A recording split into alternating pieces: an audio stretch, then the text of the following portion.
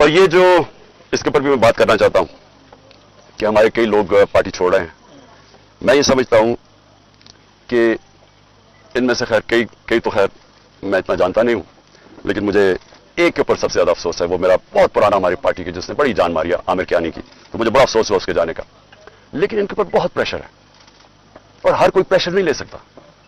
تو یہ میں اپنے لوگوں کو بھی کہتا ہوں کہ ان کو کوئی برا بھلا نہ کہے. جس طرح کا پریشر پڑا ہوا ہے آج اس ملک کی تاریخ میں، کبھی لوگوں کے اوپر ایسا پالیٹیشین پہ پریشر نہیں پڑا.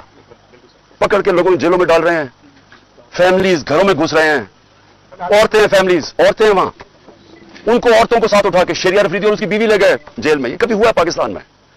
کبھی کہ کسی عمر عثمان ڈار کے گھر میں گھس کے سارا گھر توڑ دیا اور اس کی والدہ سے جو انہوں نے کیا، یہ کبھی اس ملک کی تاریخ میں ہوا ہے؟ جو عورتوں کو، جو سینز آئی ہیں عورتوں کے کہ بال پکڑ رہے ہیں، جس طرح ان کو گھسیٹ رہے ہیں، یہ نہ اس ملک میں ہوا ہے اور نہ یہ ہمارا جو روایتیں ہیں، جو ہمارا دین ہے، یہ کوئی اس کی چیز کی اجازت نہیں دیتا.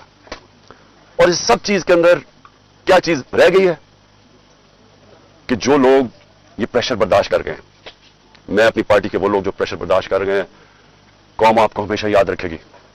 قوم آپ کو بھولے گی نہیں کہ مجھے پتہ ہے آپ کے اوپر کس طرح کے پریشرز ہیں، اور جس طرح آپ کھڑے ہیں تو نہ میں آپ کو بھولوں گا نہ یہ قوم آپ کو بھولے گی.